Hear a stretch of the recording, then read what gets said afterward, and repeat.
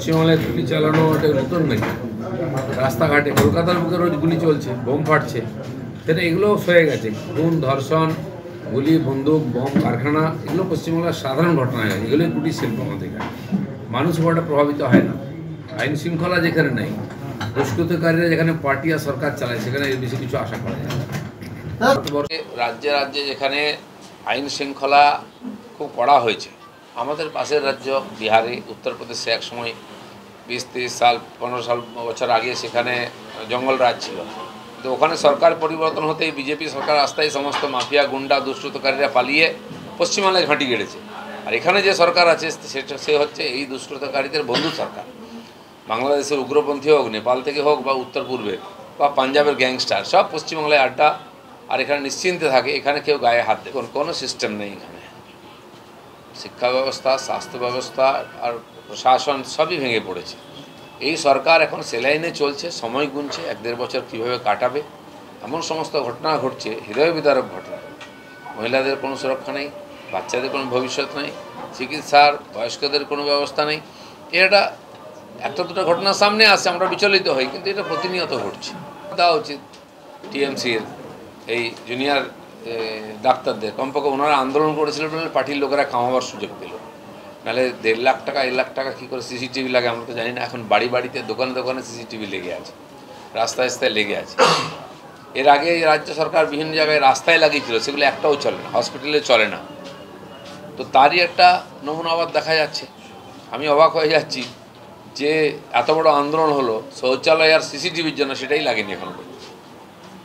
এটাই বুঝতে পারছে না শিয়ালদা কোর্টে হবে না হাইকোর্টে হবে না সুপ্রিম কোর্টে, বিচারটা কোথায় হবে। সুপ্রিম কোর্ট মাঝখান থেকে হাত লাগিয়েছে, তো লোকে ভাবলো সুপ্রিম কোর্ট হাত দিয়েছে, ওখান থেকে বিচার হবে, সিবিআইকে লাগিয়েছে। কিন্তু যিনি করেছিলেন তিনি এখন পিকচারে নেই। ভবিষ্যৎ কি আছে? যখন সিবিআইয়ের যখন মামলা সুপ্রিম কোর্টে চলছে, সেখানে শিয়ালদা কোর্টের কী গুরুত্ব থাকতে পারে? যারা বিশেষজ্ঞ আইনে তারা বলতে পারবেন। আমরা সাধারণ বুদ্ধিতে এটা বুঝতে পারছি না যে কেসটা কোথায় হবে। এমন তো রাজনীতি করে, এখানকার মুসলিম সমাজের দিকে টার্গেট করে বন্দুক ছুটছে ওরা।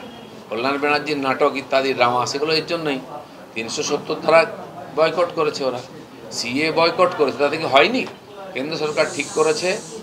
আর এই ওয়াকফ যে সম্পত্তির যে আইন, বোর্ডের যে সংশোধন, সেটা পার্লামেন্টে হবেই।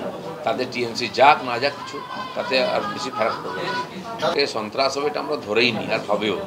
কাল পরশুদিন আমি গেছিলাম, একেবারে শেষের দিকে শালবনির বর্ডারের দিকে বহু গ্রামেতে আমাদের ঝান্ডা বাঁধতে দেওয়া হচ্ছে না, কর্মীদের মারা হচ্ছে, বেরোলে ভয় দেখানোর চেষ্টা চলছে। পুলিশকে জিজ্ঞেস করলে বলে, আমাকে জিজ্ঞেস করে কি আপনারা ঝান্ডা বাঁধছিলেন? এখানে নির্বাচনে পতাকা বাঁধতে গেলেও পুলিশের পারমিশন নিতে হবে। তো কী পরিস্থিতিতে ভোট হতে যাচ্ছে আপনারা বুঝতে পারছেন। কিন্তু যাই হোক, এই সন্ত্রাসকে সামনে রেখে লড়াই করে বিজেপি এগিয়েছে, আর সেভাবেই লড়াই করছে। উত্তরবাংলায় 2টি আসনে আমাদের বাই ইলেকশন চলছে। তো মমতা ব্যানার্জির টার্গেট ওটাই আছে, তাই বারে বারে যান উত্তরবাংলায়। গেছেন উনি রাজনীতি ছাড়া তো কোনো কিছু চিন্তাভাবনা করেন না। আমরা চাইব উত্তরবাংলার লোক বঞ্চিত, বারবার এই কমপ্লেন আসে, সেটা সমাধান করবেন উনি। খালি ভোটের জন্য গিয়ে কোনো লাভ নেই। দুর্নীতি কোথায় নেই? পশ্চিমবাংলায় জল, স্থল, অন্তরিক্ষ সব জায়গায় দুর্নীতি, সেটা নতুন কিছু নেই। আজ আবাস যোজনা দুর্নীতি ধরার জন্য সার্ভে টিম আছে, তাদেরকে আটকানো হচ্ছে, ভয় দেখানো হচ্ছে। তো এই সমাধান হবেই, কারণ সিবিআই যত এগোচ্ছে বিভিন্ন ডিপার্টমেন্টের নতুন নতুন দুর্নীতির খবর আসছে। হায়ার সেকেন্ডারি স্টুডেন্টদের যে ট্যাব দেওয়ার কথা হয়েছিল, প্রথম ট্যাব, তারপর 10,000 টাকা, তারপর অ্যাকাউন্টে দেওয়া হবে 1600 কোটি টাকার ঘাপলা হয়েছে। 1600 কোটি টাকার যে স্ক্যাম হয়েছে ট্যাব নিয়ে, তারও তদন্ত হওয়া উচিত। সে টাকা গেল কোথায়? এখন বলছে হ্যাকাররা খেয়ে নিচ্ছে। আর কত অজুহাত দেবেন ওনারা? আমরাও দেখছি সেটা। দুষ্কৃতীরা এখানে সরকার চালাচ্ছে, এখানে পার্টি চালাচ্ছে, এখানে নির্বাচন করছে। তাদের দয়া পশ্চিমবাংলার মানুষ বেঁচে আছে। তারা হসপিটালেও আক্রমণ করে, নির্ভয়ার মূর্তিও ভেঙে দেয়, এরাই চালাচ্ছে সব কিছু।